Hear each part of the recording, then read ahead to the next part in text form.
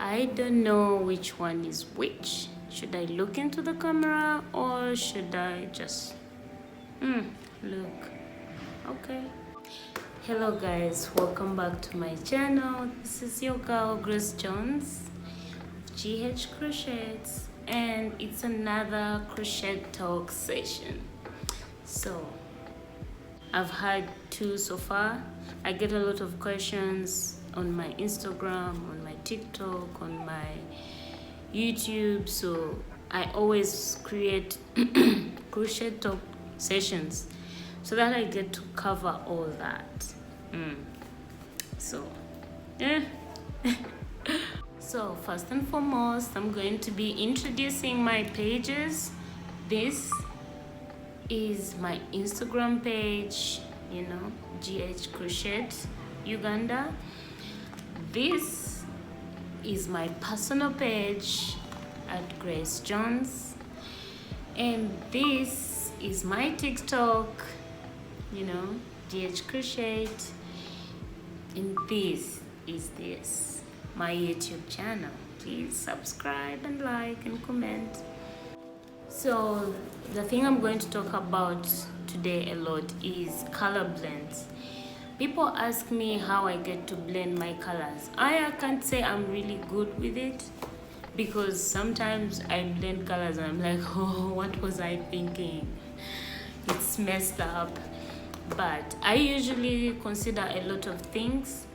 First, to begin with, if you're not so sure about if your colors match together, you can try going to Google, and let me say you're using brown.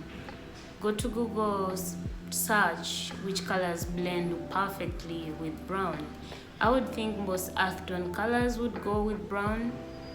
So you could probably look and then see the blend offers they are giving, if it's white, if it's gold, if it's mustard yellow. So that helps me as Grace Jones to make up my mind on which colors I should blend together. And if it's complicated, I see which pattern to go with, because even the patterns dictate my color blends. Because there are some patterns you blend colors and you're like, oh, what was I thinking? And there are sometimes things that you blend together and you're like, wow, I did not expect this at all. So when it comes to color blends, you can try to Google. You could try to look at the usual clothing. Some of them have really nice color blends, and you're like, you can pick a clue from that and bring it in to your crocheting idea.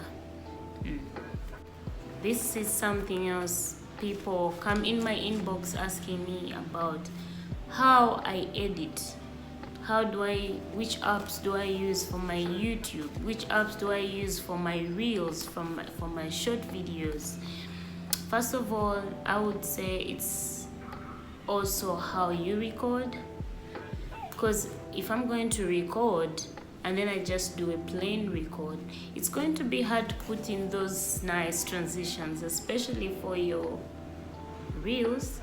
So I don't use much editing apps, because I try to limit for my space, because I have to use my space both on my laptop or my phone. I need my space. So I usually use InShot, then I use Fillmore, then I use Focus. For Focus, it's just for pictures, and most times I don't like to put my background in my images. When I'm taking a crocheted piece, I want the focus to be on the piece. So in case I have not used like a blurring effect when I'm taking the picture, then I tend to use Focus to blur the background so that I'm able to show the pictures and someone is able to focus on the image. But for InShot, I don't do so much editing, because I do YouTube tutorials. I just try to blend in lighting if need be, if needed. If not needed, I don't do anything. So I just use it to cut unnecessary parts out, add some parts in. So yeah, those are literally the only apps I use. And sometimes I take advantage of TikTok effects for my reels. So I don't really do much when it comes to editing, but I try to make sure my recording is to perfection. So there is pricing. People ask me so much about pricing, and I have responded to that for a long time, but someone still asked me to give a breakdown. I don't know if I can do the perfect breakdown. I need a pen and paper.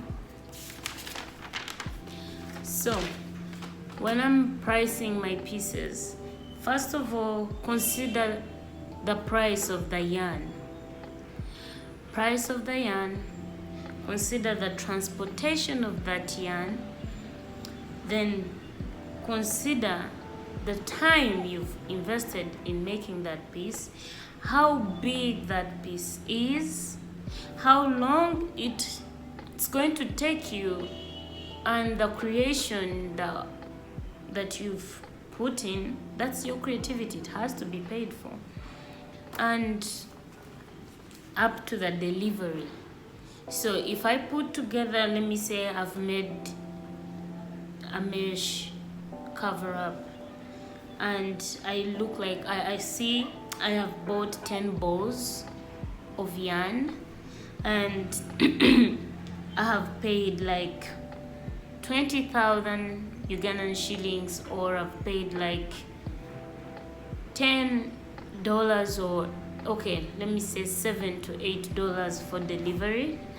And then I have worked for like 2 to 3 days to finish up the mesh cover up, and then delivery is going to take me like $10 or something like that. How much do you think I should charge for that? Because so far I've already spent $50 and above into the delivery of these things. I've actually spent almost 100. So how much should I charge for that piece? So I'm going to just calculate what I have invested in and see how much profit I need. You don't have to be ambitious for so much profit. You can add in something that you think is your worth, and that is up to you to determine that. I'm not going to say I add in $10 a profit. No, it's up to you.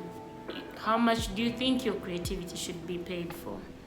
So that's you to decide, but first make sure you put transport, the yarn price, the delivery price into consideration before you decide to do other things. So that's how I do it. Now this is about posting. Usually I really don't know if I should look in the camera or here because I'm getting distracted. Oh my god. When it comes to posting, honestly, I can't say I know how my page following increased or not, but one thing I know is I try to keep in touch with my clients, and by that I mean I tend to post daily, or at least not more than 3 days later. By the time I post 3 days later, it's because I am really busy, because you have to keep your customers enticed so that they have more craving or more urge to come and buy. So if you post daily, even if it's not a piece you've made, because it's exhausting to work on the pieces and then post. You can't do that regularly, it can't happen. So what you can do an IGTV live, or you can just update them on the projects that you are working on in the background. You don't have to put it on your page. You can also put it on your status. You could also repost something you posted way back, because the following you had before is not the same following you have now. Some people don't scroll down to see all that you're having, so they tend to just go with what you have posted. So reposting doesn't hurt. And then that is more for my IG page, Instagram. On YouTube, I'm really still so bad with this, but I'm trying to improve so that I make sure I have a video available once in a while. So I'm going to work on that, but you have to keep posting if you want to keep your viewers enticed, if you want to your algorithm to grow, whether it's on Instagram or YouTube. I'm not so good with YouTube, I can't say much with that, but on the other apps I think so. And on TikTok, same story. You have to keep posting and posting daily. And as long as you trust yourself and you trust your work, someone is going to see what you are working on, and they will keep recommending, and you'll grow. It's a process. Oh my god, I'm choking. It's a process, so you have to not give up. Keep doing it, unless otherwise, or unless you also don't have to strain your mind, because you need your sanity. This is about yarn. If I make a tutorial and I say use a lightweight yarn, let me say worsted yarn or DK, they don't have the same weight. And if I'm using acrylic and you're using cotton, everyone knows cotton doesn't really stretch, acrylic stretches. So when I make measurements, please don't follow exactly what I'm doing. I repeat this because I've talked about it in my video before. Take your measurements and be so sure. First, make sure to know if your yarn stretches or not.